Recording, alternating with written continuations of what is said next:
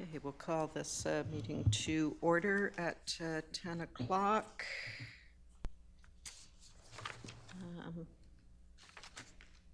Madam Clerk, I don't have a copy of the land acknowledgement. You think I'd have it memorized by now, but I do not. If you could read it for me, please.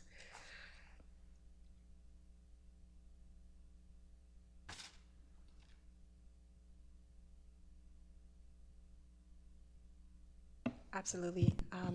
We will begin this Police Services Board meeting by acknowledging that the County of Prince Edward is on traditional land that it has been inhabited by Indigenous peoples from the beginning. We thank all the generations of people who have taken care of this land for thousands of years. We recognize and deeply appreciate their historic connection to this land. Today, the County of Prince Edward is home to the many First Nations and Métis people, and we are grateful to have an opportunity to meet here, work, and continue stewardship of this land. Thank you. We'll note that this meeting will be conducted as a virtual electronic meeting with no physical public attendance. Members of the public who wish to provide comments under Section 8 of the agenda, comments from the audience, can do so for future meetings by contacting clerks at pecounty.on.ca by noon on Wednesday prior to the meeting. I take a motion to confirm the agenda. Robert? Sarah, please go ahead and just read it. Okay.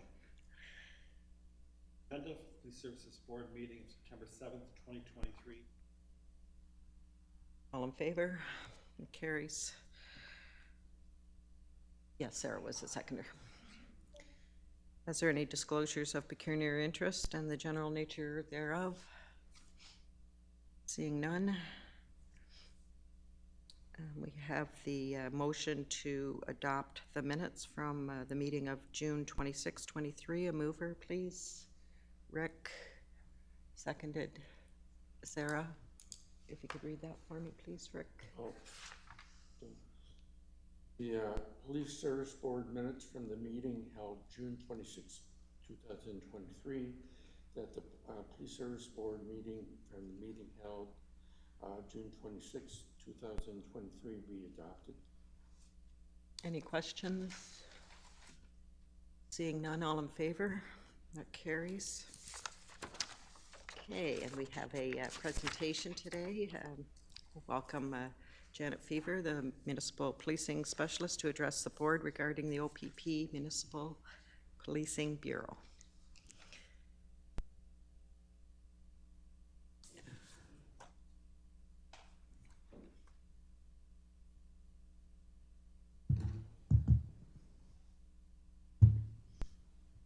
Morning. It's a pleasure to be here today. Thank you very much for the invitation to join you. As mentioned, I'm Janet Fever. I work out of OPP's General Headquarters building in Aurelia. I've worked there for a number of years in a number of areas, including Fleet Supply and Weapons Services Bureau. Can you hear me okay? Okay. Fleet Supply and Weapons Services Bureau, Communications, Policy, Municipal Policing. So I've been in a number of areas in the OPP. I am a civilian, which allows me the opportunity to delve into different things in the OPP. Hopefully with that breadth of experience, I'm able to address any inquiries, questions you may have today. And if I do not know the answer, I will get the information to point you in the right direction.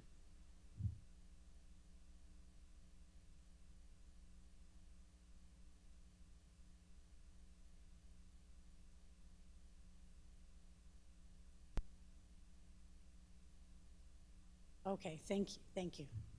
We'll work together, Anne.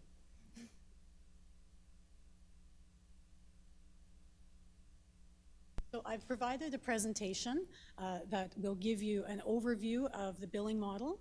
The intention is not to make an expert of you in OPP billing, but just to give you an overview and provide you with an understanding of how things are calculated. And most importantly is the last slide with my contact information. If you ever have any questions, please feel free to reach out. So that's the intent today. We'll talk about service delivery, how the OPP budget is divided. I'll go over the billing model. We're going to take a look at Prince Edward County's bill, the billing that you've received for 2023. And I'll also go over some information about the CSPA, the Community Safety and Policing Act.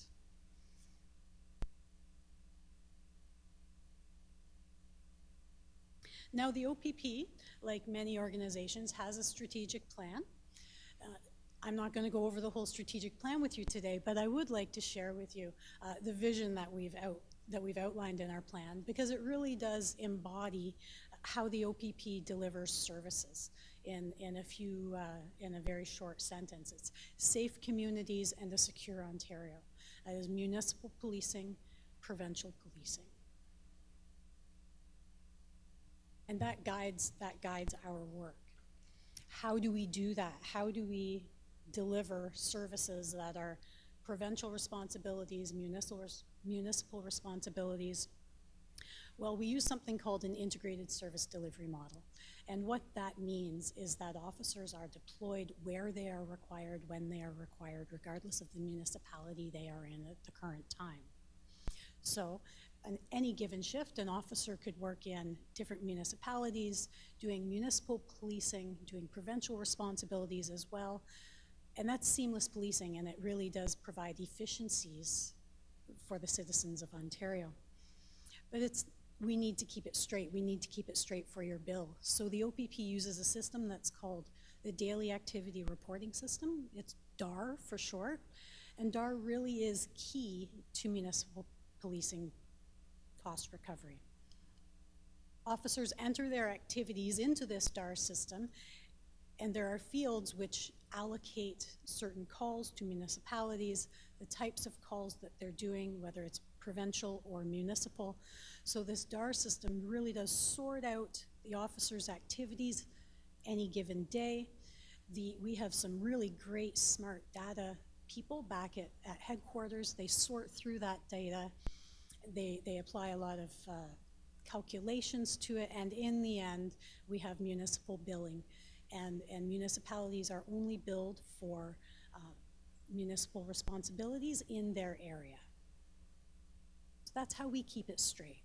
And this offers, as I mentioned, flexibility, efficiencies, and it also allows communities to partner with other agencies that might be outside of their boundaries.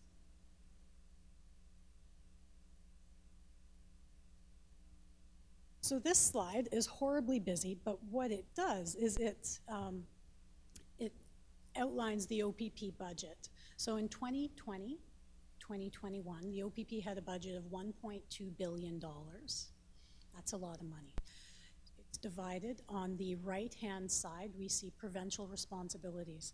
These are things like highways, waterways, trails, organized crime, major investigations, tactical teams, analysis.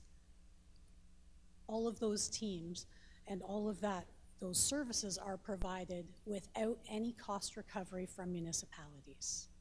So everything you see on the right-hand side of this slide, 64% of the OPP budget is not recovered from municipalities. Those funds come out of a different pocket. On the left-hand side, we see municipal policing resources, and these listed on the left, these are services for which the OPP does cost recover.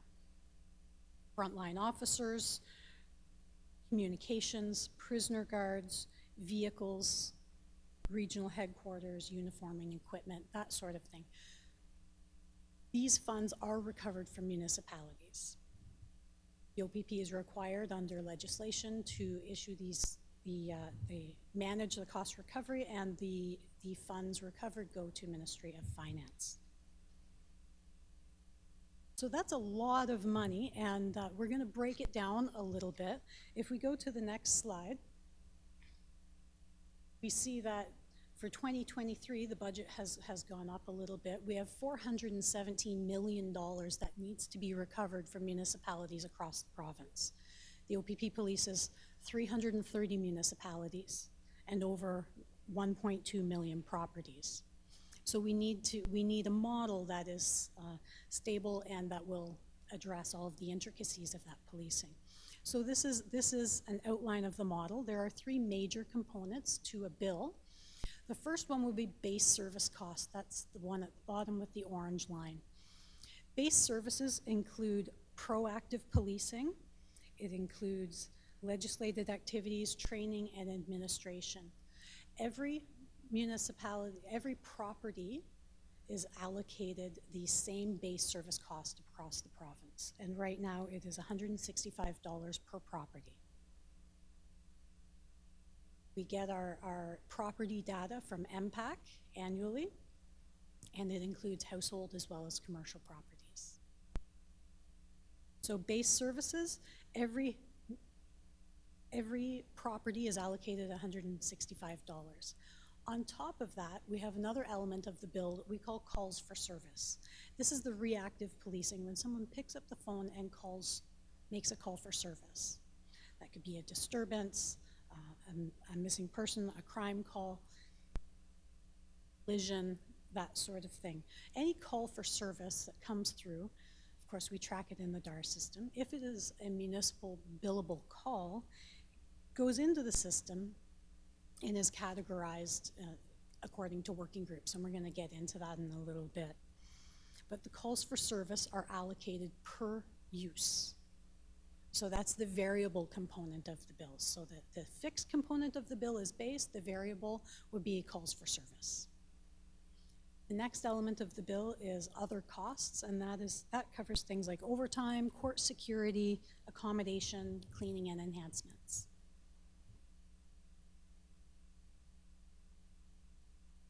We go to the next slide, please. Here I have the front page of Prince Edward County's 2023 bill. I've put some color-coded boxes around some areas of the bill to cross-reference with the last slide. So at the top, we see in the orange box, base service. We see that your county has just under 15,000 properties. We say the cost per property there, and roughly $2.5 million that works out to. Under the calls for service, that's the variable component of the bill. We see that in the red box, I believe it is, and that works out to roughly 1.8 million for calls for service. And then below that, we see the other costs. That was the tip of the pyramid, and that includes overtime, court security, accommodation, as well as prisoner transportation. There are a lot of algorithms and a lot of calculations that go into these bills. This is a nice clean front page. There are a lot of factors that go into that. By the time it all gets calculated, what it works out to in Prince Edward County is $307 per property. Total cost for policing, including base services, calls for service, as well as those other costs. That cost is below the provincial average. Slide, please. This is a very busy slide, and I'm not going to go through the whole thing with you, but it tells us a lot of really great information. So when calls for service come in, the municipal billable calls are categorized into these 9 working groups that you see here along the left. As that data is collected, it's calculated out, and we see here one of the calculations that they use in headquarters is they've come up with a billing model that will eliminate any major dips and any major spikes in municipal's bills. So we use what's called a rolling 4-year average to calculate our bills, and that will mitigate any really busy years with major events and any slower years that might be, say, COVID related. So what we see in column A towards the middle of the page is that 4-year average. What we do is multiply that by a time standard, which is calculated again using an average provincially to be as fair as possible. Then the math all works out on the right-hand side of the page. I'm not going to go through all of that with you. But we see that the Prince Edward County percentage of the provincial total calls for service is just over 1%. That works out to $1.8 million. So it's a very busy slide, but it tells us some great information. And I'm just going to delve into some of the numbers under the columns that say calls for service calls, 18, 19, 20, and 21. If we look at even the first line, drug possession, calls that fall into the drug possession working group, we've seen a substantial decline. And that is affecting your average, which is wonderful. And then, so in 2024, we'll have new numbers, and 2018 will drop off, so that 24 will be eliminated from the calculation, new numbers will come in, and we'll have a new 4-year average. But this decline represents all of the great work that you are doing here as a county in partnership with your detachment. This decline is fairly consistent as I look down the chart. There have been differences due to COVID. However, I can say that these are differences that I don't see reflected in every area, so it is not only COVID. Some great work you're doing is paying off.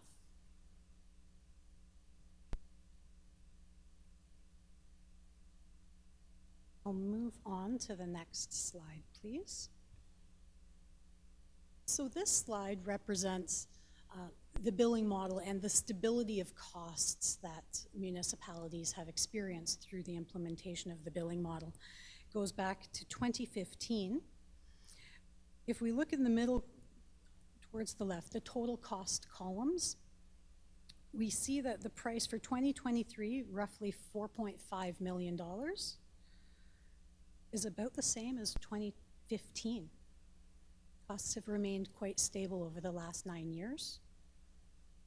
As costs have increased, the Prince Edward County billing amount has remained stable and consistent. And you see that Prince Edward County is consistently below the OPP average cost per property on the right.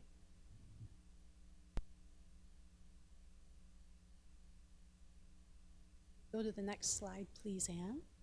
Thank you. This is just a bigger picture of the same sort of information. Since 2014, you'll see that the OPP has had to recover more funds from municipalities. However, in the blue bars, in the red bars, we see the provincial average per property recovered has remained relatively consistent over the years, and it's actually lower today than it was in 2014. And those are the economies of scale and efficiencies that are realized through the OPP service. Karen, I'm going to ask if the committee, at the end of this section, before we go into the section on the Policing Act, if anybody on committee has questions kind of on this section of the presentation. It's a lot of information. Yes, Robert. Just wondering if you could comment on the months of May, June, July, and August in Prince Edward County, the calls that you would attend to the Sandbanks Provincial Park or North Beach Provincial Park. They are obviously just buried in all these different drug operational violations. Is there a significant increase in calls requested for the OPP in those 4 months? Thank you for the question. Because that is a more operational type question, I'm going to ask if the staff would like to respond to that. Janet may correct me or not. So a call to Sandbanks under when the officer is doing their DAR, they'll select a duty location and they'll select Sandbanks Provincial Park, and it won't be a municipal category. So I would assume that billing would be in the broader picture, it'd be a provincial policing responsibility, correct, Janet? So it wouldn't be a cost that would be borne to the municipality, sir.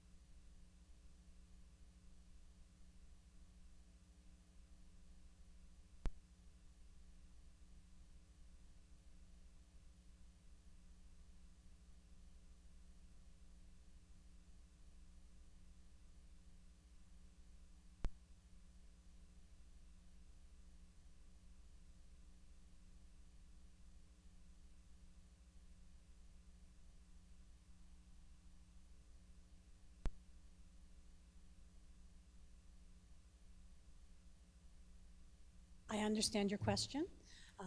Now, the way the billing model works is it's based on, I'm sorry, can you hear me okay? It's based on calls for service, not FTEs in the detachment. So we may have, there may be 30 people at detachment, there may be 60 people at detachment. There is no charge to the municipality for the number of officers assigned to a detachment. It is call-based. So those calls for service come in. If it's a municipal responsibility, it gets classed into one of those 9 working groups, and the calculations work out accordingly. So it's calls for service based, not person based. Yeah. Does that answer your question?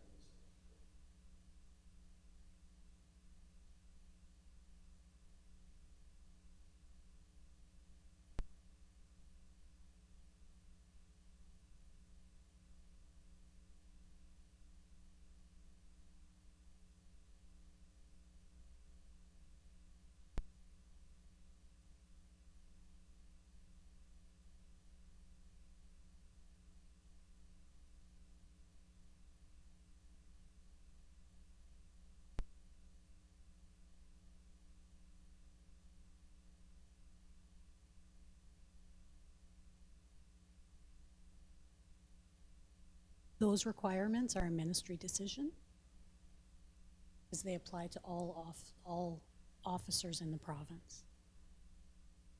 So that's a ministry legislation issue, not the OPP's direction.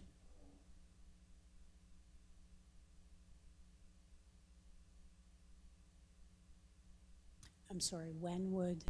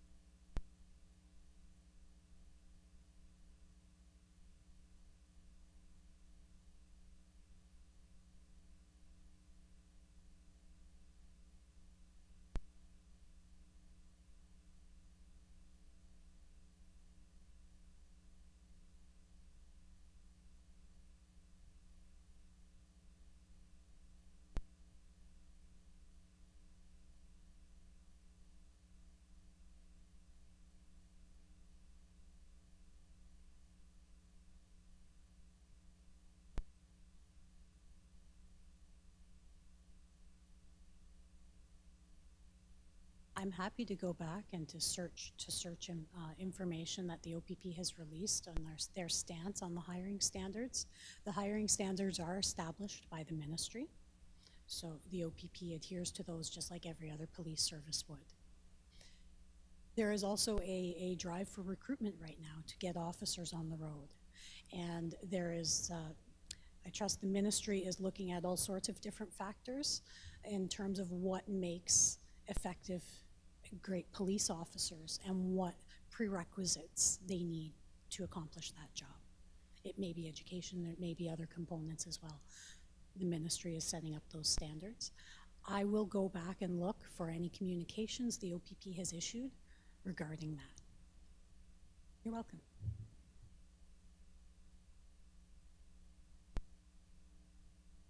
Obviously, the positive news is that the cost per property is, you know, despite inflation and everything that's gone on, is below 2015 is the lowest that it's ever been for our ratepayers. So that's certainly a good news and some positive. Okay, continue. I just thought I'd break it up because it's too different. No, that's wonderful. Thank you. I'm happy to flow with it. The next, we're almost done anyway. The next bit of information about the Community Safety and Policing Act. Community Safety and Policing Act, pardon me. This is an act we have all been waiting on for a number of years. The last announcement from the ministry on the implementation date for the CSPA is fall of 2023 to spring of 2024.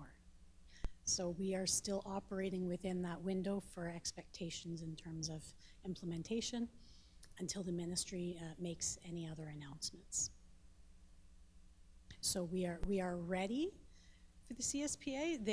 They've actually drafted some regulations recently, and there's been recent communication, I believe, from OAPSB reaching out to police service boards for feedback on those regulations.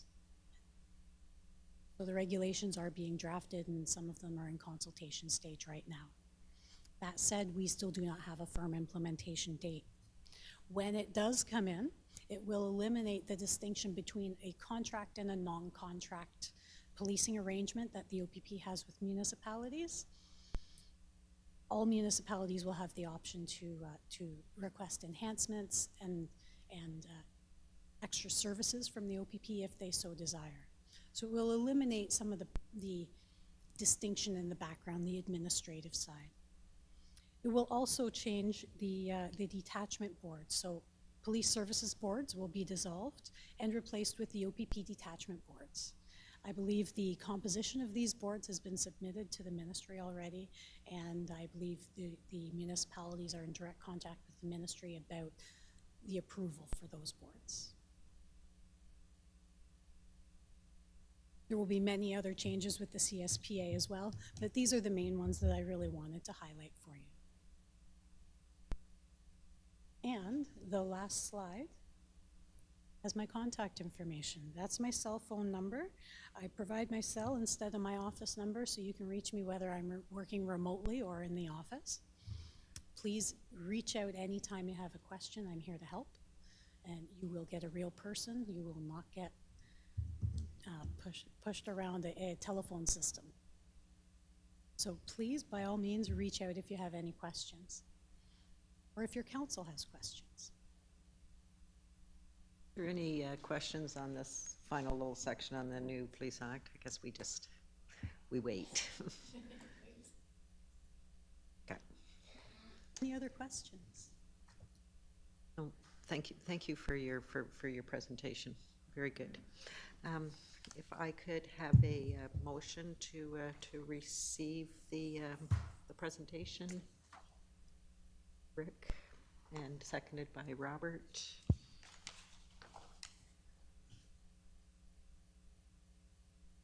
That the presentation from Janet Fever, Municipal Policing Specialist regarding the OPP Municipal Policing Bureau be received.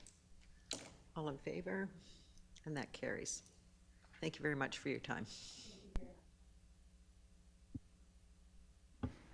Okay, so we will go on to 7.1. We have Binnie here, the Program Coordinator of St. Leonard's Community Support, Prevention and Residential Services, to speak on the Intersections Program.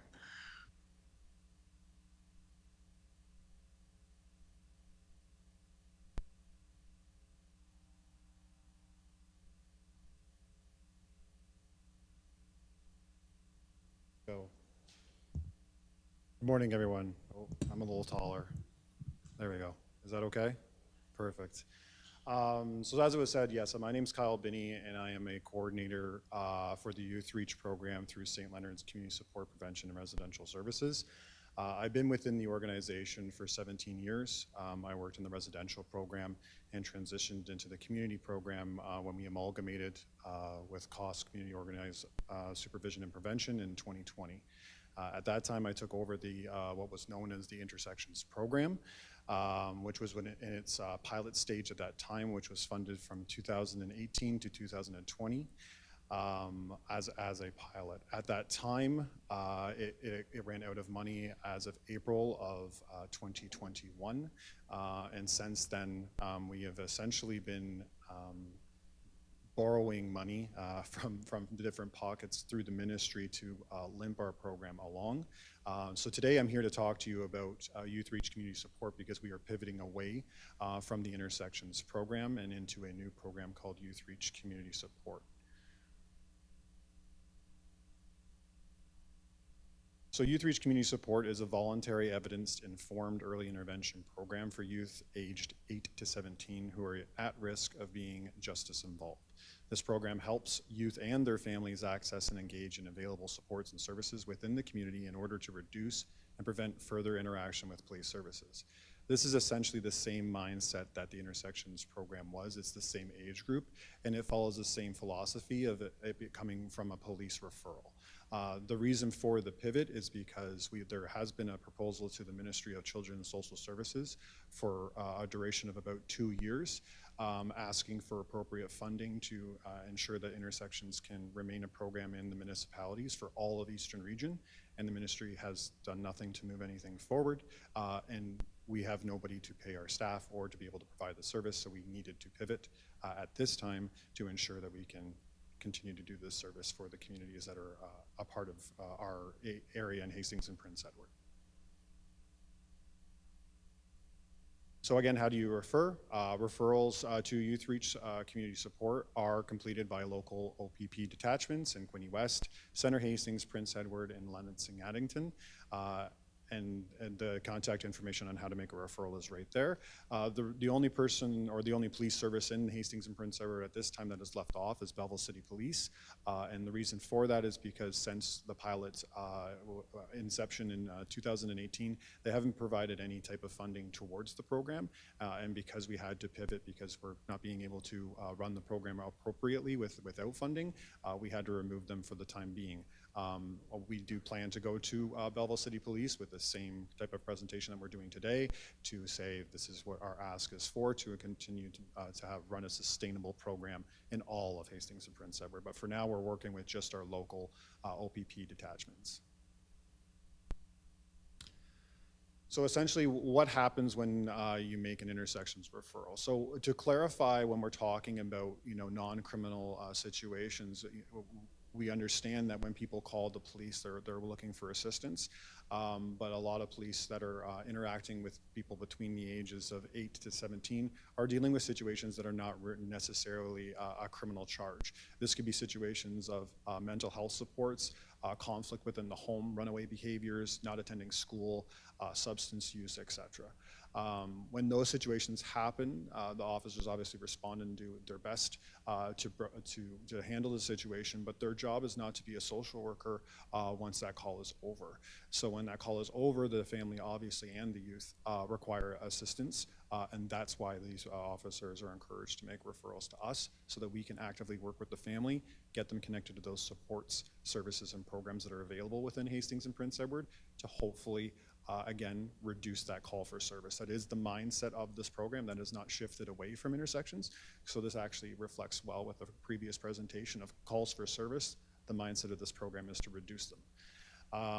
So once the police contact has been made and the police respond and the officer understands, okay, this looks like it could be I almost did it myself, a Youth Reach Community Support referral, they're able to do that. The officers are encouraged to make it clear that it's a voluntary program. This is not meant to be any type of diversion program to get away from charges, but it is meant to be helpful and again, to not have any more calls for service and hopefully deter this youth from being involved in the youth justice branch of justice. During the intake, so that's step 2, we make a call to the family and the youth. We sort out what time and place is most appropriate to have our intake meeting. We break down what the program focus is. So again, in that meeting, we explain yet again that it is a voluntary program. Nobody's in trouble. We're here to help. In that process, we make sure that they understand we're not here long term, but we are here to help for a good duration and ensure that the services and supports that we implement into their plan that is led by them are a good fit for them. And if it's not, we pivot and we make new referrals and new suggestions. In that meeting goal, after the intake, we basically establish what are the goals. We inform the family as well as the youth who's responsible for what, and as well as what are we responsible for and what are we taking care of. So that could be a situation like making a referral to a mental health service, taking care of making applications to funding programs to get the youth involved in a recreational support program, or making an appointment with that youth to take them to someplace like The Rock to encourage them to attend there, network with some staff, and move that forward. Once those supports have been put into place, we're into step 4 when we're looking at closure. Once we've addressed all of the goals and they have been met, we look at closing the file. If there's nothing left to work on, then we close the file. We encourage the family and the youth, if there's anything that comes up in the future, to reach out to us. You'll see in a moment in our statistics that does happen. But if there's nothing left to work on, we do close the file and leave them with the supports that have been put into place.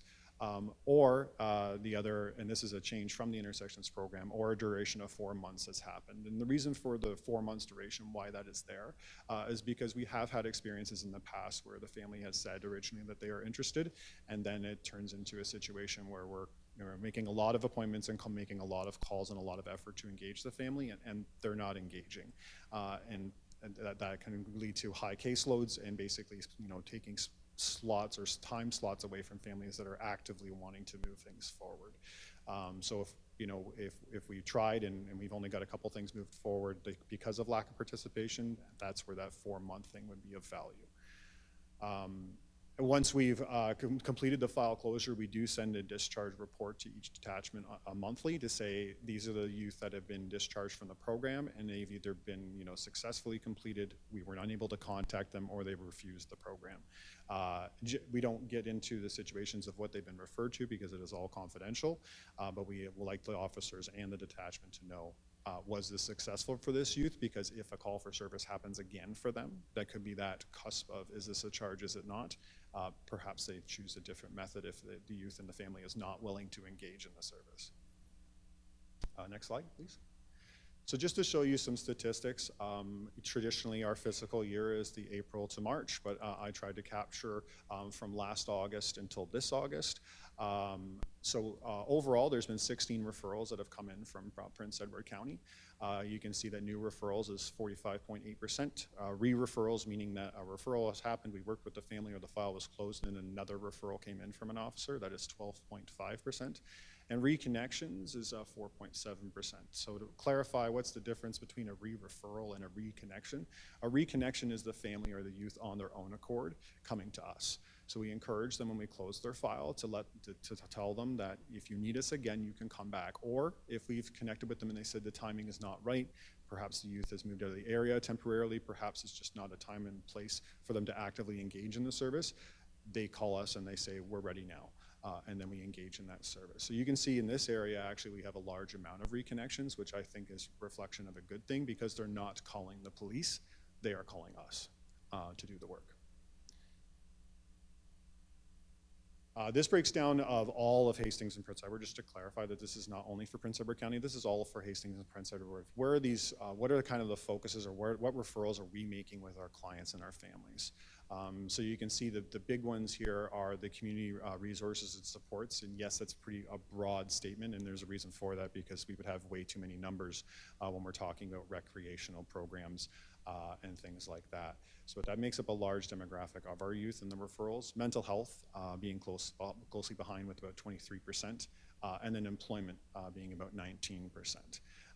You can see the other branches being things like funding. I would say actually funding over the last couple of months has gone up. We have a really good relationship with the Playing for Keeps program. So when we have youth that are unable to afford going to swimming lessons, attending band, etc., we work with that program to make sure that we can alleviate those costs.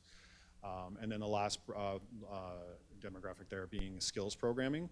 So that's life skills programming, which we do ourselves through another branch of the Youth Reach program. So a lot of times we're getting referrals.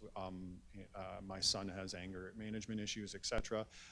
What can we do? We meet with them, and even if they are in the stage of wanting to receive counseling, we make that referral. But as we all know, that referral sits there for quite some time. No blame on any service or program. That's just the way that it is. Wait lists happen.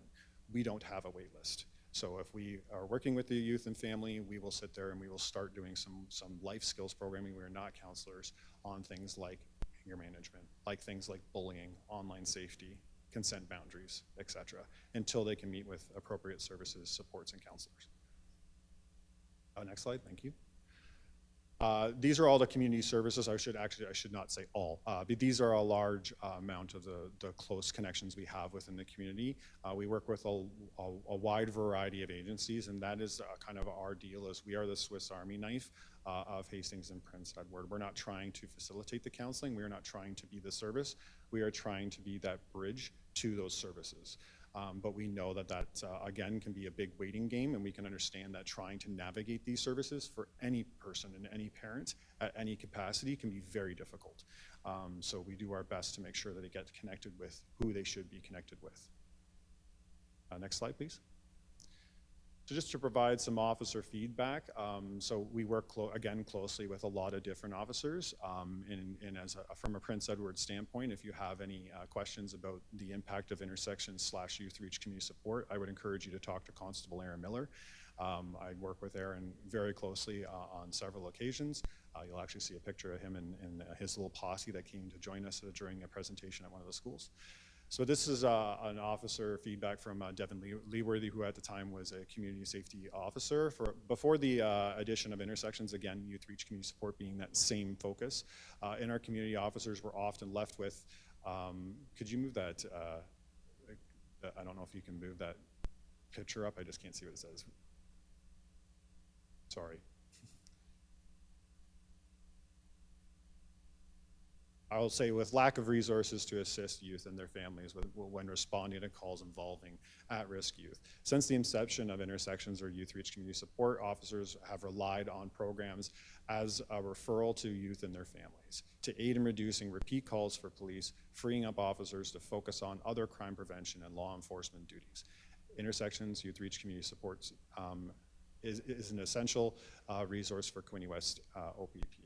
So to clarify, it was asked earlier, are we receiving any type of funding or contributions from other OPP partners? We are. We did receive some funding, I think, on 2 different occasions from Prince Edward County, once for the pilot project, and again last year, I believe a contribution of about $2,500 happened. Same thing last year, we received about, I think it was $6,500 from Center Hastings OPP. And the one that's been contributing the most frequently and with the same amount of money each year is Quinte West OPP. They basically do like a 3-year commitment at I believe it right now it is $12,000, but they also offer us office space within the community services building. So we have 2 office spaces there as well as a hub area to provide programming space. So there is a substantial amount of money that would be offered there, but they give it to us for free, which is appreciated. Next slide, please. So one of our mental health lead officers, Andrew Howitt, who is still in that position currently, and we work with on a near weekly, if not daily basis at Quinte West, stated that intersections is an essential program aiding and mentoring at-risk youth, alleviating increased need for police involvement. And our last one is from Robin Rolkenkaiser, who is a frontline officer at Quinte West OPP, and she said, as a police officer who has completed numerous intersections referrals, I know that the intersections program has given our youth the ability to have a second chance and improve their behaviors and learn valuable life skills to stay out of the justice system. The program creates community and provides support for the youth and their families. And I guess that's a key component is, yes, I say that the age restriction is 8 to 17, but we work with the family. We work with the adults, we work with their parents, we make referrals on behalf of the parents if they want counseling, if they want to be part of a parental group, if they need the funding, etc. We work with them too. Our clients are always our youth, and that is the focus, but we cannot move anything forward for youth without their parents. We understand that, or their guardians for that matter. Next slide, please. So as I said, you can see on this picture, Mr. Constable Aaron Miller and his team were present with us at a presentation at Kente Public. The reason why I put this in here is, as I said, Youth Reach today, when the focus is on the community support program, but it is a program that also provides school presentations and community-based life skills presentations individually or group. So we are very active within the community and your own community, trying to be addressing any of these concerns and issues at the earliest stage of prevention. So when we were at Kente, we were talking to grades as low as 4 when we're talking about online safety and consent and boundaries, all the way up till obviously grade 8. So we're trying our best to be out there to even get away from the reason for a call for service to have an youth reach community support referral made. I've worked in that program for a long time. I'm sorry for keep saying intersections. So I just wanted to let you know that we're also out there doing that, but this is not the focus of the presentation. From those school presentations last year, you can see that we serviced over 1,293 students across Hastings and Prince Edward with a total of 23 presentations. We have been contracted again through the Hastings and Prince Edward School Board this year for 30, and I was just reached out to by the Algonquin Lakeshore Catholic School Board, and we're being able to offer them 5, but again, because of staffing capacities, not a lot of funding, we're having to kind of limit how many presentations we can provide because we need more staff to do these things. Our presentations are broken into 2 different parts. We go out, we provide a presentation for about 1.5 hours because we know that trying to talk to kids for 3 hours straight, they are not going to listen. But with that, we make things very engaging. We keep it interactive. We utilize a program called Mentimeter that asks them, that gives them the ability to ask anonymous questions. We have polls, etc., and we say, what do you think? And they're able to interact that way. So we try our best to listen to our clients, again, which are with our youth, focus on what the areas that they think are interesting, and as well lead from them as to, you know, when we're talking about things like online safety. I might think that kids use Facebook. I know that they don't. But we listen to the applications and programs that they use, and we try to educate ourselves around that so that we can provide that education further down the road to other youth. Next slide, please.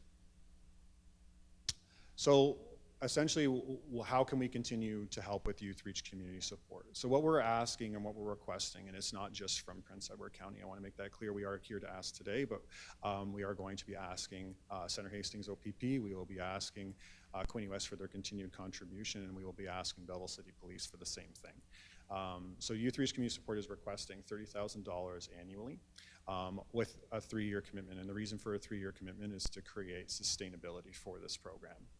Again, since 2018, we've essentially been trying to get any type of grant funding we can to scrape together to limp the program along. However, at this point, it's at a point where we're not able to continue that focus because, as you can see, with the school's interest, et cetera, we have interest there, and we need to provide that support where you know, money is coming in from. But we know that this program is utilized through our police, and we want to continue to provide that. So I gave them the statistics from basically August to August, which is about 16 referrals, but overall of Hastings and Prince Edward, last year was about 187 referrals for youth. So that is a pretty big number, and then the exception of intersections, the expectation or that target was 45. We're obviously nowhere close to that, and I don't think that'll ever be there. I hope that it does, because that means that kids are not getting into issues at home and they don't need to have the police respond. But in all reality, I think that number will continue to stay the same. So from that, this will again create that sustainability for the program, staff, clients, and your community. The contribution will allow more dedicated time required for clients referred, officers seeking support, platoon briefing, so we come in and we educate the officers on how the program works. We provide them with ticket books. They probably have a lot of these intersections or old intersections ones kicking around. We've created new ones for Youth Reach Community Support, which reflects a very similar model, which they can basically complete the ticket. They provide a copy to the parents and the youth, and they keep their own copy in their car, and they can either drop it on Aaron Miller's desk and he can give it off to me, or they can scan it and email it to our Youth Reach program, and then we can start the intake process from there. Additionally, we have a QR code on the front, so if they are more digitally sound and want to make a referral online, they can do that as well. Next slide, please. So I've provided my own information, as well as Haley Rutan, who is a program facilitator, to clarify out of those 3 different programs we run under the Youth Reach program, Youth Reach Community Support being one of them, it is just us 2 at this point. Because we work so closely, I did put Haley's information up there, but if you do have any questions regarding the presentation or any other information, please feel free to reach out to me. And as well as kind of a financial breakdown. I understand I had to ask, well, what does that mean? I know that you'll need to see those numbers if you want to explore that. I can definitely get you those from my director and manager at your greatest convenience.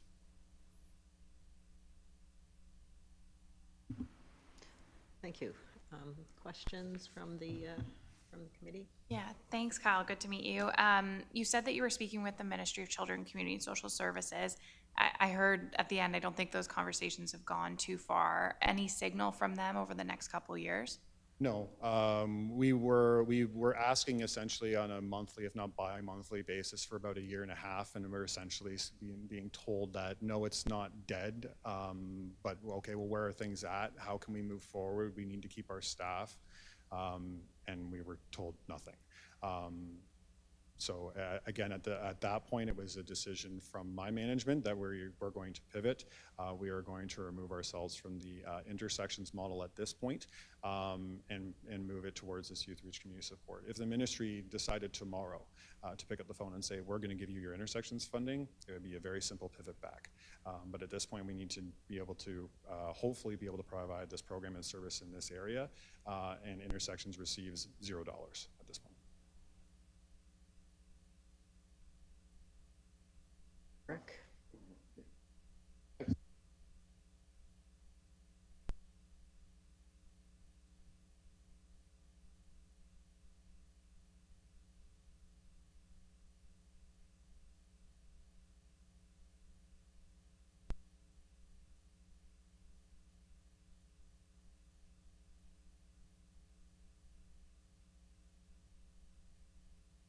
Yes, and it's been, I believe, that way since the inception of the program in 2018.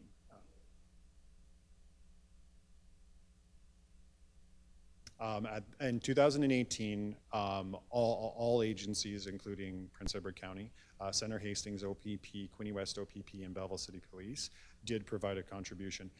The total amount per, I'm unsure. Again, I could get those breakdowns from my management, but that only ran us to 2020. As of 2020, we did get, again, a contribution from Prince Edward County of $2,500.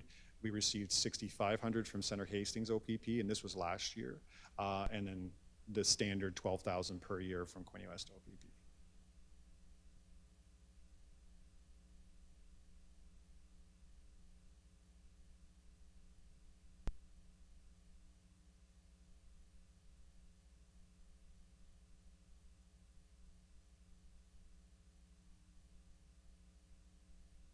Yep. Yep. So it's that's kind of the situation, is if everyone's not on board, this probably isn't going to work. So we're hopeful that each detachment that we've been working with closely can get on board and be able to afford that within their budget, to make this work for your communities.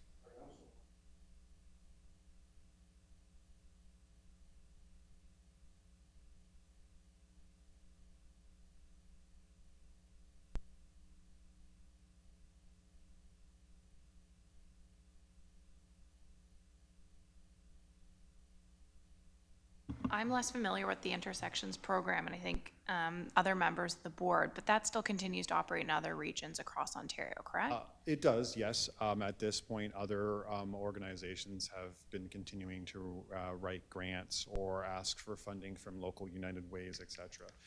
I would say the overall problem with that for us is our geographic area is substantially bigger than all of these other areas, as well as the operating budget that we have as an organization is significantly smaller. Our staffing complement, et cetera, is very much smaller than these other areas. And if I can speak from experience, when I was running the intersections program alone and trying to be a coordinator at the same time, it was inefficient. You're essentially trying to run things off of a corner of a desk, and this program obviously needs full attention, not only as respect for the client and their families, but also for the officers who expected of this program. We don't want to come back, and we don't want them to have to come back. As well, during my tour of the detachment, I think it was earlier this year, I saw there were crisis workers, mental health workers stationed at the detachment. Is this a model you've considered as well? So the impact team that is now present in Center Hastings, Prince Edward County, and obviously Quinte West and Belleville have been really good allies with us, because a lot of people, when they hear about that, they believe it to be the same type of a program. And I can understand that because of the mental health component. However, Impact's focus is to be on mental health supports for the family and the youth, and as well their age demographic is 16 and older.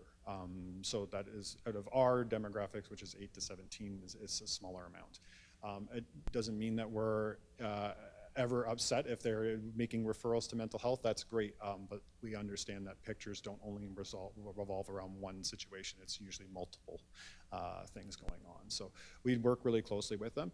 If the OPP was interested in us working closer and being, present down in the detachment for a day a week, et cetera, to go through situations and find out what is a referral and what isn't, because we know that ones get missed. That's okay. Nobody's here to accost anybody, but we want to make sure that we go back and have a look through things and go, this could be a referral, that could be a referral, because it's also a learning curve for the officers, for administration, et cetera. So if that was of an interest for them, yes, we work with our OPPs as closely in partnership as what they're willing. Quinte West obviously makes it very easy because we are literally attached to their building. So they just walk over and come and talk to us when they have a situation. That convenience is not there for the Prince Edward OPP, but if that was an interest to them and they wanted us to be down here for a day a week or something like that so that we could go through that, that would not be a problem.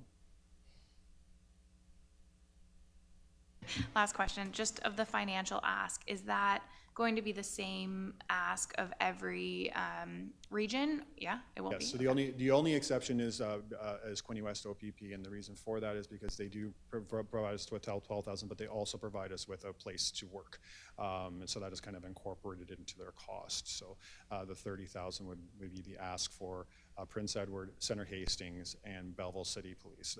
I know that Leonard and Addington is on there, but the reason why we're not asking them is because we only receive referrals from them west of Deseronto Road, which equates to about 1, maybe 2 referrals a year, if that. Yeah, I've got a couple questions. So the money that you're getting that's coming in through, is it coming through the municipality or their respective police services boards, like in Center Hastings or the So Quinte West Police Services Board? Quinte West is coming through the Police Services Board. Center Hastings does not have a Police Services Board. I'm trying to remember the name of it, but it's basically a committee of community members that make the decisions. It's very similar to a Police Services Board, but the community makes the decision as to where the money is going to go. Yeah, yeah, they have multiple detachments, is that correct, in Center Hastings? I think it's called a community policing in 5 different. That's correct. Right. Okay. And so I'm just, because 30,000 is clearly, not in our project's budget by any stretch for the Municipal Police Services Board, but have you talked to, like, especially now that you're part of the Community Safety Wellbeing Plan, talk to our staff about applying for, through our municipal grant program that's done through the county foundation, or? Yeah, and I think in the past that has been explored, or it may have actually been part of the funding that allowed the pilot to get off the ground. I think the issue is that after 5 years or 5.5-ish years, it's trying to create a way of sustainability. And the only way that we're going to be able to do that is to rely upon our partnerships, unless, again, the ministry comes to the table and provides us with the funding to run this appropriately. But until that point, we're trying to get away from running a year-long contract for a grant to have a staff that only has to be told, sorry, we don't have any more money, we didn't get the grant again, you have to go. Which is obviously very hard. It's very hard for not only that staff that is affected, but it's hard for the program. As I say, we're running all of these programs with 2 staff right now, and we're very, very, very stretched thin. And have you done, or do you intend to do, to make a deputation directly to council, to our council, or to various councils, because of the ask and the duration? Yeah, if you believe that would be of benefit, I think that makes sense. We're in a situation right now that I believe that we can continue this program until our new fiscal year, which is April of 2024. But at that point, if we're not being able to get the contributions that kind of what we're asking for, we would unfortunately have to fold up the program and close it. Okay. Yeah, I would suggest that because you have, that you talk to staff, because really our granting in the county to outside agencies is done through that community grant program that's administered by the county foundation. Okay. Anything further? Yeah, I'd like Rick? to make a proposal. I would suggest that we, at this point, that we receive it, and if we are going to, because the next item will be the discussion of our operating budget, and because this is not on the agenda as a recommendation, if we can just hold off until the next session, section, which is the discussion on our operating budget. Thank you. Okay. Thank you very much. Okay, and I need I need the motion to receive the presentation. Sarah? Rick? That the deputation by Kyle Binnie, Program Coordinator, St. Leonard's Community Support Prevention and Residential Services on the Intersections Program be received. All in favor? And that carries. Okay, now we'll move to section 9, and that's the board's operating budget up until this one ends July 2023. We have any questions, or comments on what's presented? Madam Chair. Yes. I would just like to add one thing that's missing from the operating budget that's presented in front of you. We did receive 2 invoices from Lori Prest for the month of July and August, which is not captured in this operating statement. Okay. Can you, if we project forward, I think, seeming that there may be a motion hit the floor, what would be, what we may have already expended or what we might expend by the end of 2023 in that program's budget? Like it shows right now 30,000, but we know that that'll be, that there's commitments that will draw that down. Just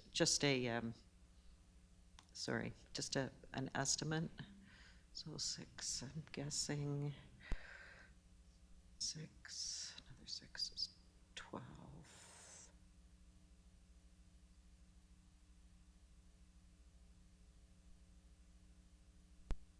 I would guess that maybe we'll have a reasonable amount, maybe 20-ish would be my guesstimate, but.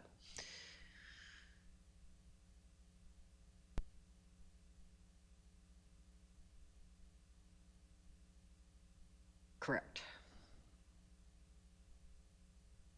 Which is a 2024 expenditure. But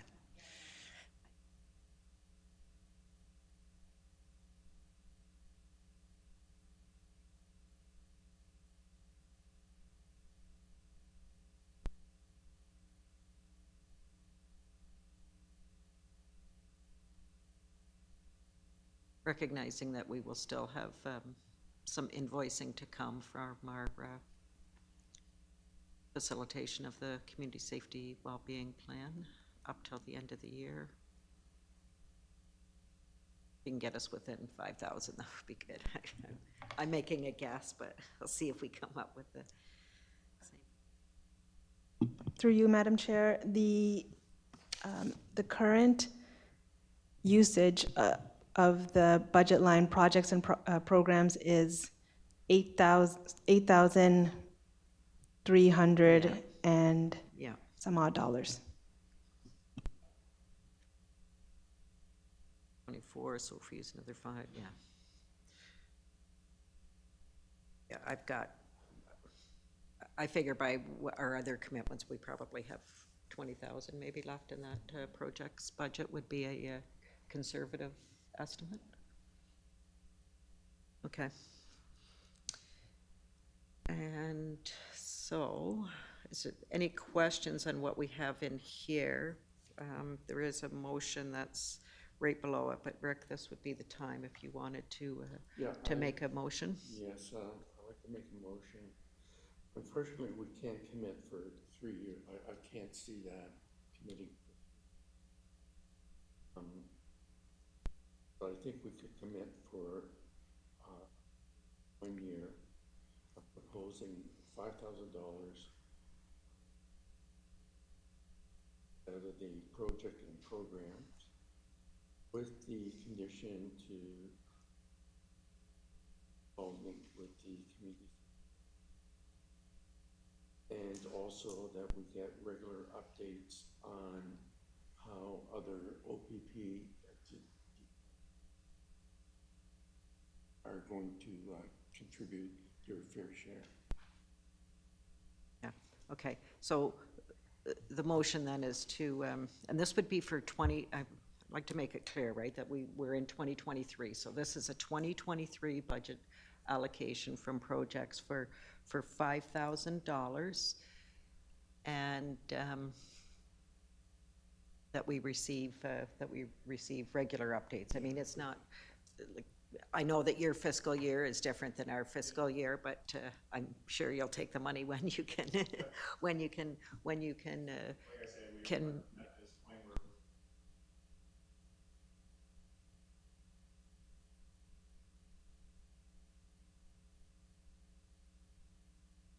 All right. This just helps us. Right. And if you have anything left over, you can carry it into your 2024 year. Madam Clerk, I don't know if you need all that verbiage in the end of that. Yeah. I'll just ask, do you intend to continue participation in the Community Safety Wellbeing Plan? Actually, they've been a very valuable Yes. Asset to. Yes. I'd also like, if we are doing a motion, to add to that, that the board actually writes to the other municipalities, whether it's the police services boards or community groups, to make it clear of the investment that we're making and encourage them to do the same. Is that something we're able to do, or would it have to be council to council? It could be police board to police board, perhaps. I see this, though, as a standalone. I would see that as a motion outside of Okay. the funding, a standalone motion. But if you're approaching other municipalities, then it's probably a council to council motion, or, So I guess let's leave that one off now, and maybe we can discuss the best avenue for us to make that known. Or, So I would suggest, you have a couple of options here. You could direct the chair of the board to draft a letter to the neighboring police services board, asking them to contribute to this program. If you want to if you want conversation happening between municipality to municipality, then you would direct council to ask the mayor to draft a letter to the neighboring municipalities. okay. And then another option that I was thinking of, has the board in the past drafted letters of support that then outside agencies can use?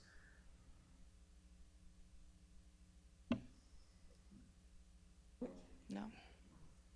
Okay. Okay. But I'd like to so just to be clear, the other boards or detachment groupings that you service really is the OPP, from the OPP's perspective, is Quinte West and that portion north of Belleville, basically the Center Hastings area. And we know that Belleville is not contributing, but nor are they receiving services. So we know that both of those other catchment areas for the OPP are already contributing in excess to what we're contributing.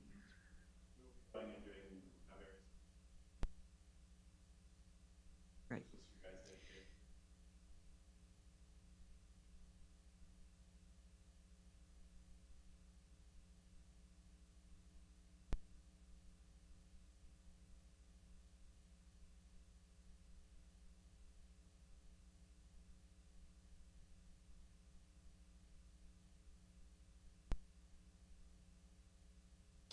sorry, just for clarification, when you say Hastings and Prince Edward County, do you go as far, because farther north in Hastings County, there would be some other, do you go as far north as Bancroft? Not for this. Correct, program, so correct. There is an intersection Right, that's handled by right, services. perfect. So it is there, we often work.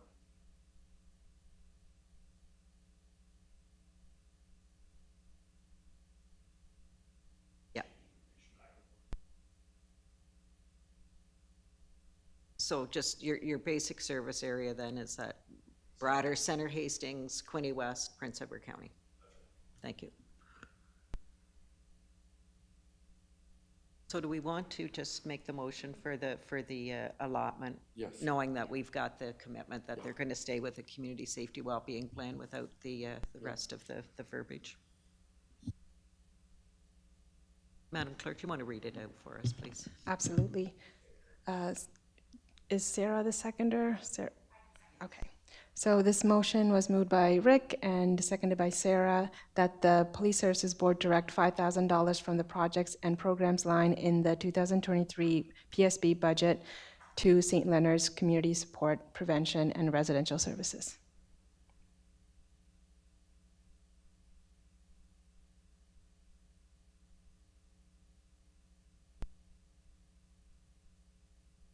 We will now move on to, Motion to receive, oh, sorry, yeah, we have to, sorry, that the board's discussion on the operating budget be received. Mover, Rick, Robert, all in favor? Carries. Okay, so item 9.2, if we can have someone put this on the floor and then we'll discuss it. Sarah? That the board's discussion on the funding request for the PEC OPP Family Wellness Night be received, and that the Police Services Board, I guess we have to fill that in, direct money from the projects and programs line in the 2023 PSB operating budget for the PEC OPP Family Wellness Night. Correct. Okay. Okay.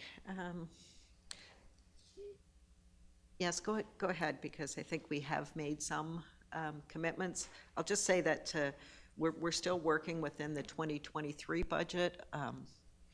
Personally, I'm not in favor of pre-committing, although we can say that we're going to do this project, and then when we get the 2024 budget, we can finish up, because I know that there was some work that needed to be done prior to the end of this year. Go ahead. Chair, members of the board, members of the public, just, so our wellness night is going ahead. I've already made a commitment with a caterer. We're just getting the letters finalized. We sent out to the officers, family members, and the retirees in the area. And Commander Hatch and myself, we're just narrowing down the speakers that are going to attend. We've pretty much narrowed it down. We're just waiting for one more group. They have to decide who specifically they're sending, but they've committed to sending someone. So we're going to have three speakers and or a group come and talk to the officers that night. And I think previously what the ask was for $5,000. I don't think the family night is going to utilize all of that amount. I can tell you that the catering, which is probably going to be the most expensive portion of it, it's probably going to be at it's $1,500 plus HST, so somewhere clearly under $2,000. And I don't think there's going to be, I mean, the halls, is no charge at the Highline Hall. It'll just be gifts for the speakers. Go ahead, sir. Do you have a, sorry, I just wanted to ask, do you have a tentative date? Yes, October 19th. Oh, okay, okay, that perfect, date's because I been think, set. yeah, that's why we've kind of thought that it was going to get pushed over, so that's good. This will match very well. There is added cost in terms of giving something to the speakers. That would be the only thing I could see being That's- above and beyond the catering, sir.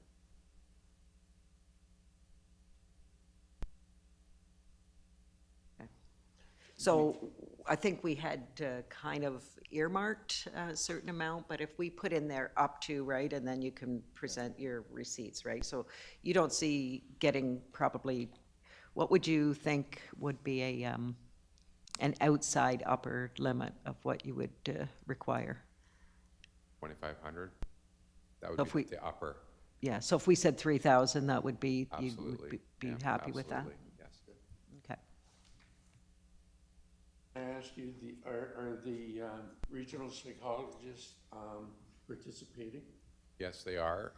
So right at present, we're going to have a former officer, and we're also going to have a spouse of a former officer who tragically committed suicide, speak to the families. And we're also going to have the 4 psychologists and or the people from the Healthy Workplace. And we're also going to have an invitation to the Encompass program that's facilitated through the OPPA, the Ontario Provincial Police Association. Okay, so if we want to, if the mover agrees that we just say that the Police Service Board direct up to $3,000 from the project line? Do we take that as an amendment? Okay. Friendly? Okay, everybody's clear on the motion? All in favor?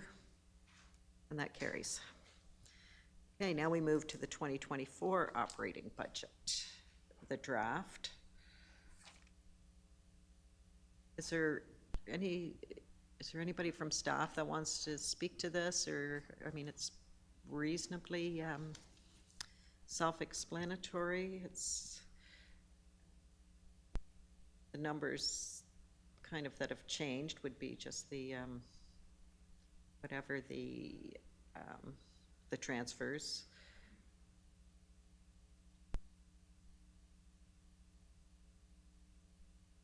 Applications, we still, any questions on the budget?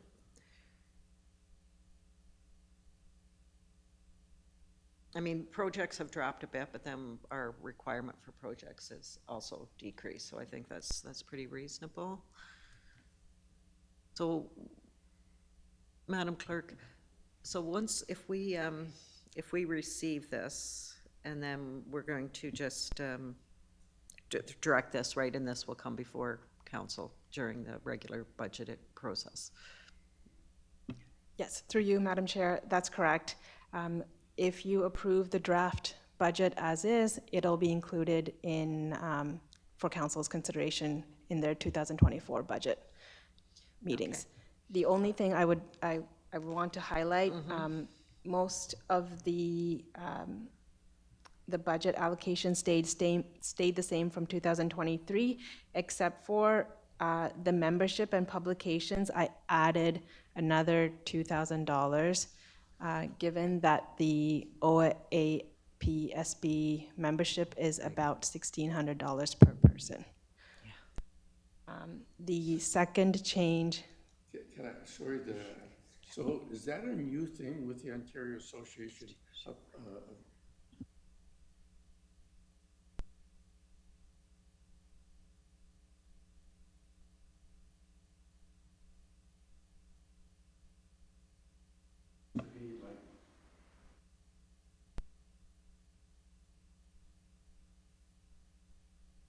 It's, through you, Madam Chair, it's per membership. So I believe that we share one membership for this board. But if multiple people wanted memberships, then it would be more. Is there a need to have individual memberships?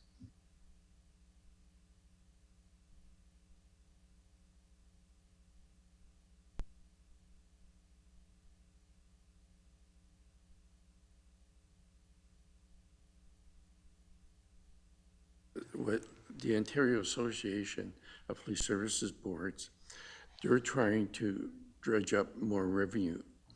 And so this is actually a new cost for all police services boards.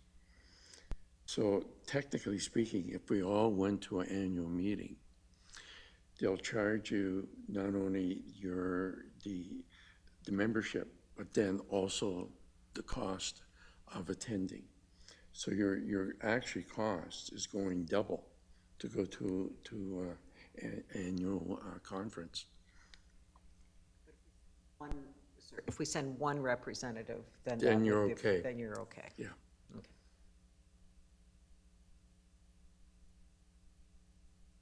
That's a separate battle, but at least she's increased it in the budget somewhat, and, Yeah. you know, we'll let. Okay, any further questions?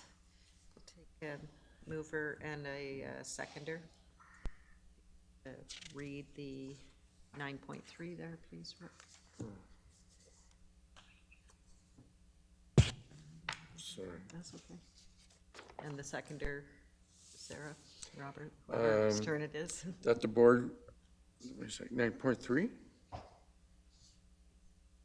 Okay, that the board's discussion on the 2024 PBSB budget be received and, we say approved? No, just continue on. Oh, okay, and that the board refers the inclusion of the proposed 2024 PBSB budget to council for consideration during the 2024 budget deliberation. Favor? Okay, 9.4, the reestablishment of the community well-being plan.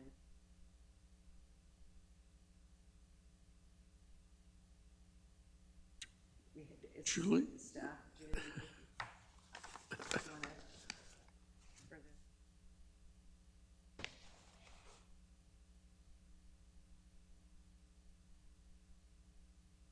If anybody has any questions, instead of, because clearly we don't need a presentation. Anyone have any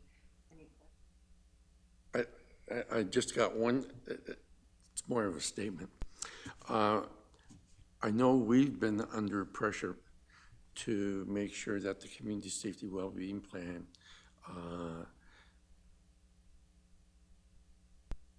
the municipality has to take full responsibility for it. So by even doing this with the advisory, we're the only police services board in Ontario that is still directly involved. So eventually, it's going to have to be the municipality's responsibility even for the advisory. I'm just making, that statement that eventually it's going to come your way. Sorry.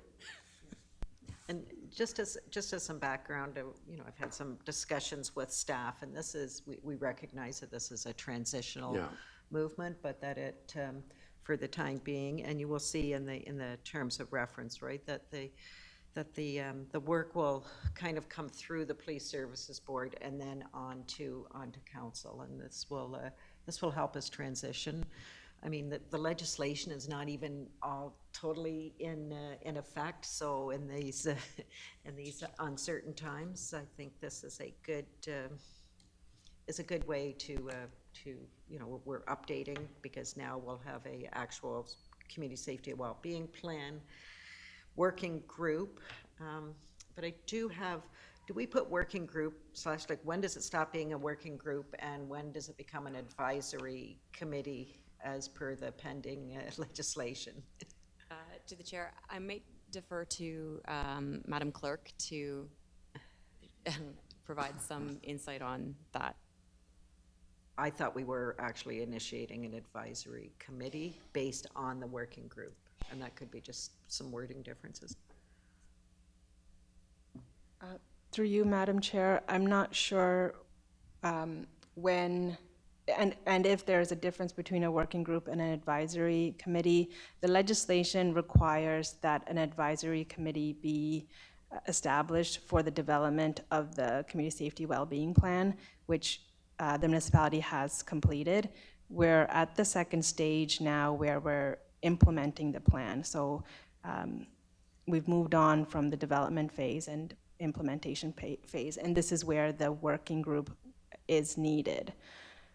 Usually we would use advisory committee to, for council's advisory committee, similar to like the Heritage Committee or the Accessibility Advisory Committee. Because this, yeah. If you look, like in, well, I'm showing page 36, right? Legislative compliance, fulfill the role as an advisory committee as described in the legislative changes that came into effect and safer up, and support the municipality in ensuring the plan is developed and implemented as described in the act. I just think like at some point this will be, you know, fully an advisory committee, and I don't think there's really, personally, I think because we have the individual working groups and this will be an overarching. So that's the only one change that I think might be well suited, is to just change that to a community safety well-being plan advisory committee. Because I think the intent is to start pulling those different legislated members onto an oversight committee, right? Is that the intent? That the working groups will still be working away, but that there's an advisory committee to pull things together and.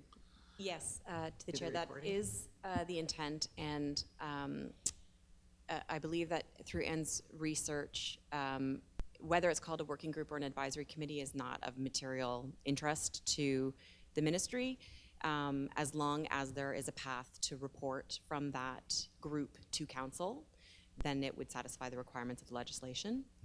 And perhaps when the transition happens and this project becomes a project of the municipality, it becomes an advisory board of council as opposed to a working group of the police services board. And the proposal right now is a working group of the police services board to continue the police services board participation in the project, but still have a reporting mechanism through to council.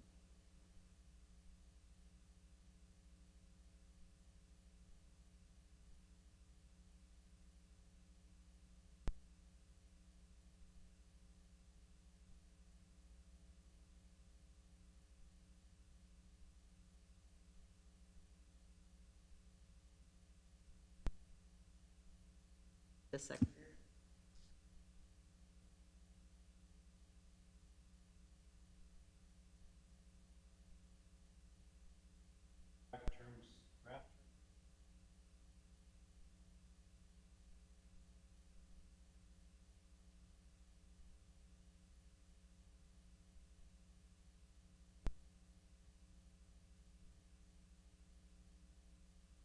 Thank you.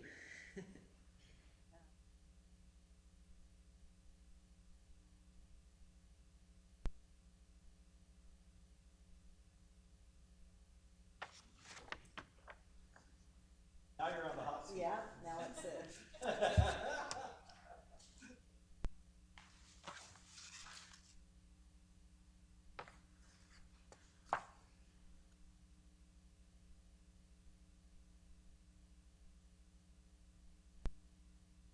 All set, Madam Chair?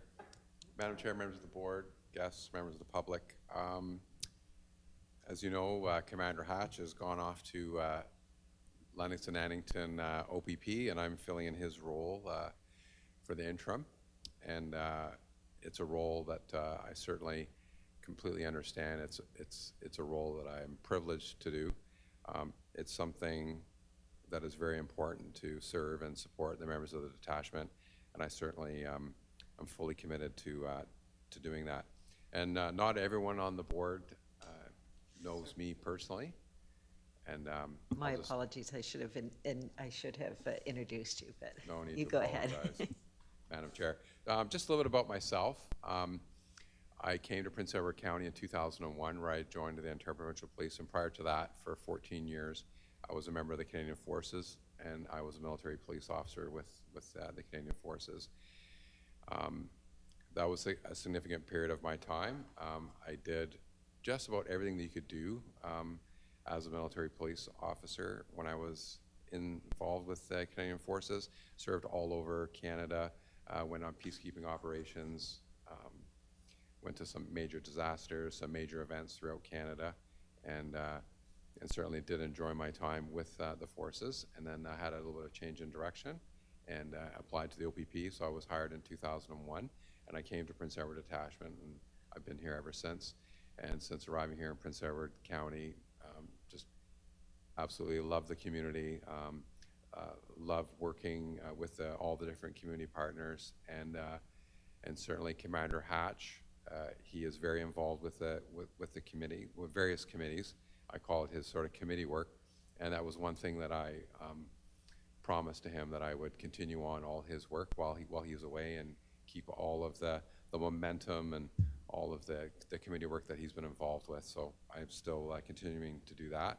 Since sitting in the chair, it has been sort of like trying to drink from a proverbial fire hose. I've been out to a lot of different community events. On the 20th of August, I was at the Rotary Picnic in Wellington. I've been out to Athol Days, and been out to a few things, and we got more things to come.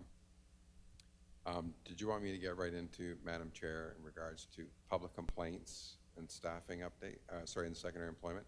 So I'm happy to report there has been no public complaints received since the last report to the board, and there's been no submissions for secondary employment as well. I know Commander Hatch, he wanted to give you guys a 6-month update as to how things are going at the detachment, calls for service wise. You'll probably have a copy of, go ahead. So, yeah, we'll just do, so we've got 9.5, we'll just get that motion and we'll go on to it. That the verbal report of the detachment commander related to Part 5 complaints in Section 49 secondary employment of the Ontario Police Services Act be received. Okay, and that was seconded by Rick. All in favor? And that carries. Okay, now we can go on to the board report, the detachment report. Yeah, so the board report, Commander Hatch, he wanted to give you folks a sort of a 6-month update from January to June 2023. And I'll just be mindful of the time. I will go through some of the highlights that we've seen, and you'll see that there's been a 23% increase in sexual assaults from 17 in 2022 to 21 of the same time of this year. That is a continuing trend that you see, whether it's increased amount of people coming into Prince Edward County, or also people continuing to be more comfortable with contacting the police to have their complaint investigated. And then right below that, there's just been a slight increase with assaults. And I'll attribute that to maybe perhaps COVID's lessened, less restrictions, there's more people coming into the county, and it's just a very, very slight increase. Nothing that I'm particularly worried about. In the property crime realm, you'll see that break and enters, we're still down 46% as compared to last year. So that's obviously excellent news. The theft overs are down 25%. And then we move down into frauds. Frauds still, although the number is higher, but I think that's also attributed to the amount of people calling the detachment, calling the OPP, reporting that they've potentially been fraud. We get phone calls from people saying that they received a text message, they didn't share any information, they haven't done any more further communicating with them, and they haven't lost any money, but they still report that. And we want them to report that, because that information gets funneled to the Canadian Anti-Fraud Center, and then that just gives them the idea as to what these folks are up to. Mischiefs are still down by 52%. That's great news as well. And then when you get into drug crime, I saw this 300% compared to 2022 to 2023, so 1 versus 4. And that's just the great work that the community street crime unit's doing. When they're doing their warrants, that's obviously going to drive those numbers up. And then one other portion that I will point out to you is criminal records checks. They are up 39%, and then the vulnerable sector checks are up to 36%. So that does mean a bit more revenue and I looked at the spreadsheet just before I came here today, and that's $8,600 is being deposited back to the municipality for criminal records checks. And that just tells us that there's more people, things are opening up, there's more people volunteering, there's more groups looking for volunteers. So that's really good news in my mind, because it says that people are wanting to get involved and help out with the community. And now that we've gone online with our criminal records checks, even though they've increased significantly, there's been no issues at the detachment because everything is done online. And so the two detachment clerks, that's no extra work for them. And then we get into the motor vehicle collisions. Luckily, I can still say that we have not had any fatalities this year. That's still, I really don't have a firm answer as to why. I'm sure Mr. Rudder knows very well that back in the day in Prince Edward County, every long weekend, unfortunately, we had people that were seriously injured or killed. And I know the officers have been out. They're doing a lot of extra patrols, a lot of traffic stops. I'll give you some information about that a little bit later on. But and I do want to knock on wood that we still don't have any fatalities this year, and we had one last year. Personal injury collisions are just down slightly, but there's been a little bit of an increase with the property damage. They're the fender bender, the two cars hit each other, and the officer still has to attend and deal with that. But they're slightly up. And again, I just akin that to tourism is back. There's a lot more people coming into the county.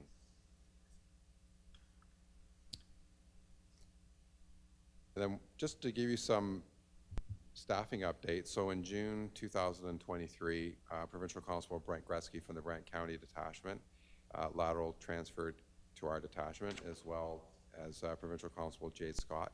She came from the Lennox and Annington OPP. And they've both joined D Platoon with Sergeant Henry. Our Community Safety Officer, Aaron Miller, he submitted 59 media releases during the first 6 months of 2023, and he's currently an acting sergeant taking care of all the media resources for East Region. Prince Edward County OPP, they participated in the Safe 162 traffic campaign in June, and that was done in partnership with the Queen Region Traffic Coalition. And the OPP, we still continue to promote water safety through the participation in the Quinte Region Drowning Prevention Coalition. There's been no Safeguard Ontario requests made by any of the community agencies. And during the first 6 months of 2023, the Prince Edward OPP, we conducted 163 ride programs, which is reduce impaired driving everywhere. Just kind of a side note to that, there was an officer who's recently retired. His name was Sergeant Lee Abrams. He worked for the Toronto Police Association, Toronto Police Service back in the day, and he was in Etobicoke when RIDE first started, when it was the first inception of it. And originally RIDE was reduce impaired driving in Etobicoke because they had a significant impaired driving issue. And then it's just branched province-wide to reduce impaired driving everywhere. So we did 163 rides. We've removed 45 impaired drivers up until June, and the officers did 2,046 traffic stops and issued 756 provincial offenses notice. And in addition to that, in the first 6 months, the officers have done 265 foot patrols. Impaired driving is still an issue. When I looked at the numbers compared to last year to this year, we're up 66% easily. Just in the last 7 days, you've seen some of the press releases come out. We're almost just about one daily sometimes. We'll go every couple of days and then we'll get one. We had a couple on the weekend. And I'll just end my comments there unless somebody has any specific questions, want me to delve into something a little deeper. Any questions? First, go ahead, Rick. I know, talking to John Hatch previously, that the dedication of, especially the new officers that are on board and who are doing the RIDE program, the only concern that I have, we're catching the people, but then there's no alternatives in terms of focusing on prevention and also, treatment. Because if you're, caught and you got a, conviction, it's a really serious warning sign, of further issues, family, community, so on. So I'm just thinking out loud, what is it that we could do?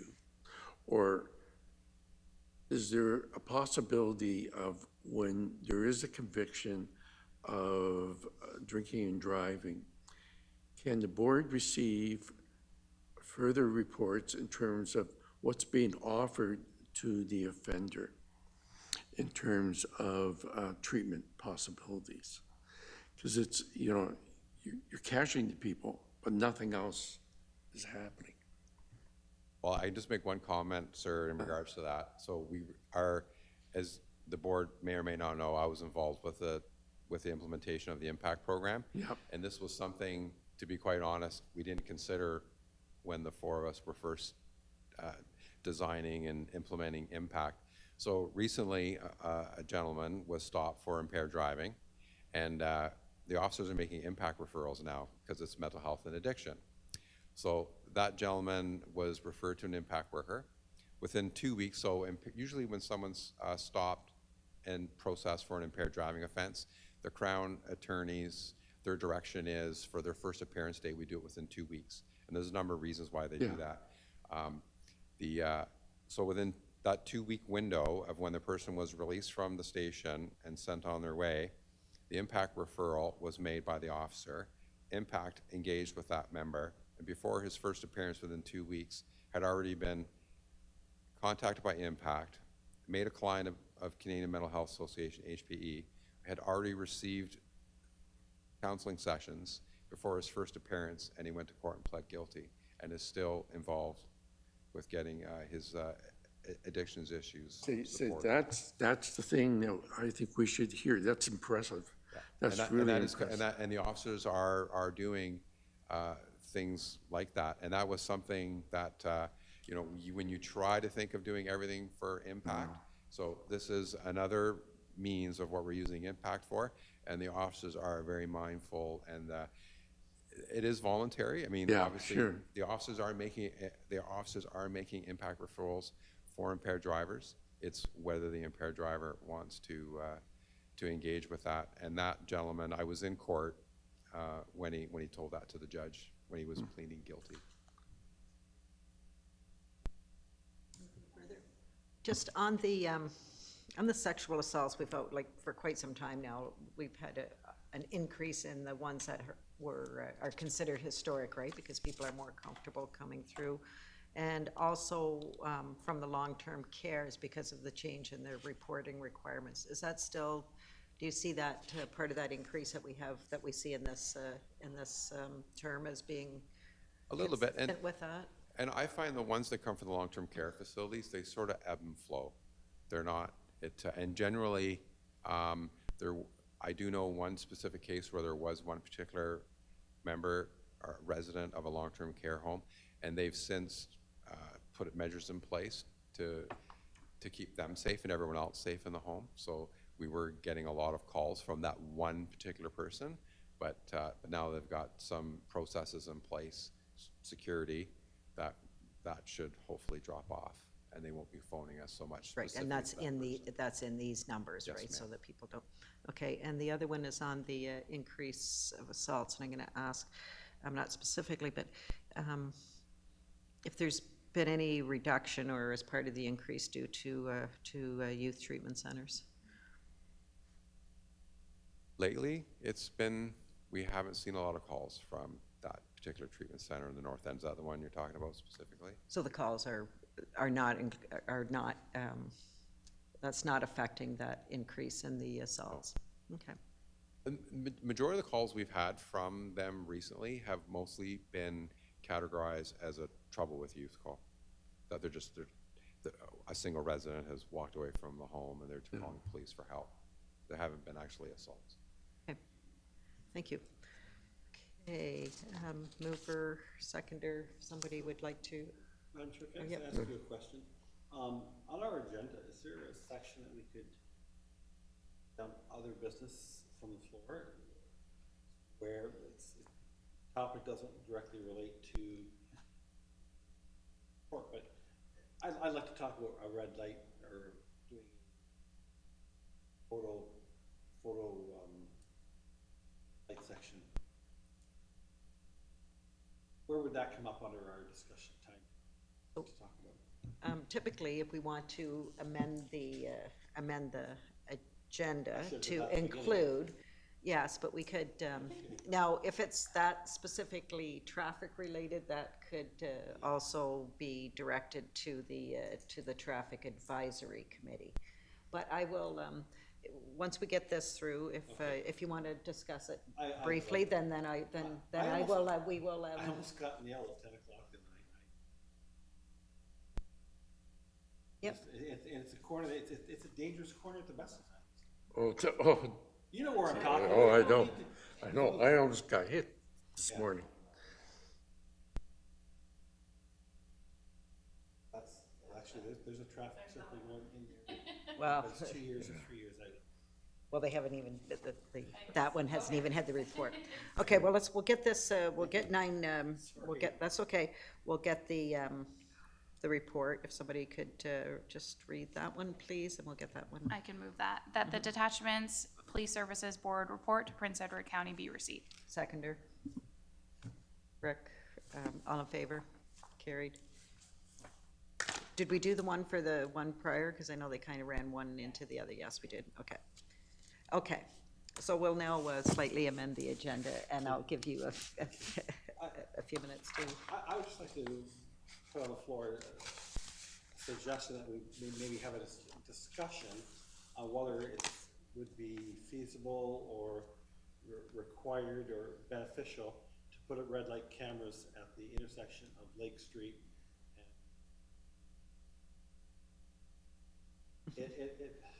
It's a terrible corner at the best of times, and going home at a very quiet time, I was proceeding to pull out of the intersection the other night, and this gentleman coming eastbound on sped up, and like it wasn't a yellow light, it was a red light for 2 seconds, and I stopped, let him go because I didn't want to get clipped. And I see stuff there all the time. It's just a very, very bad intersection, and it's funny too with the angle of where Talbot Street comes out and sort of turns. But anyways, I just think there's all kinds of opportunity. I don't know if it's a revenue maker that we could. Well, I mean, the whole the conversation on cameras is something. So Yeah, so that accident specifically, I've personally investigated one collision in there where the person was traveling northbound on Lake Street, proceeding directly onto Talbot and out of town, and there was a poor lady. She was heading eastbound on Main Street, going into that built-up area of Picton. And when you stand there and look at the lights, if you're not careful, if you're not paying attention and looking at the lights, it almost like it's like light clutter. The lights that are for the traffic that are heading eastbound, sometimes people think those are their lights. They don't see that theirs are over to the left a bit, and they see the green and they continue on. So I don't know if that's something. It's not a problem that we've only had a few collisions there where that's been an issue, and that a lot of times they just need to put shields or blinders on the side so that when you're traveling in that direction, when you're traveling eastbound, you don't see those lights. They get caught in the whole clutter of lights. and then, no, because I work at the top, and then you've got that merge. That is further complicates things. So I don't. I think that I don't know. Can we refer something to traffic advisory from this committee, or would that be better done by a individual? Through of the you, board? Madam Chair, I would suggest that, and I can do this, Robert, I will email you the process for getting items onto the Traffic Advisory Committee agenda. Once it's on the agenda, there will be an opportunity for staff and for OPP staff members to provide input on what should be the resolution. And then it would go through a staff report to council for remediation. Well, and I mean, typically the OPP are included in those consultations. And if it's simple shielding of I understand exactly what Sean's saying. The wrong light and you're going through, and if it's a simple matter of tidying that up. Yeah. Anyways. Well, there's also at certain times of the year when the sun is in the west and it is virtually blinding going, well, that's not the case right now, but that is, okay. Thank So- you, Ann. Madam Clerk, sorry. Okay, so we're on to the next meeting date, which is scheduled for November 9th. Then I'll take the motion for adjournment. That this meeting now adjourns at 11:51 a.m. And seconded by Rick. All in favor? Great.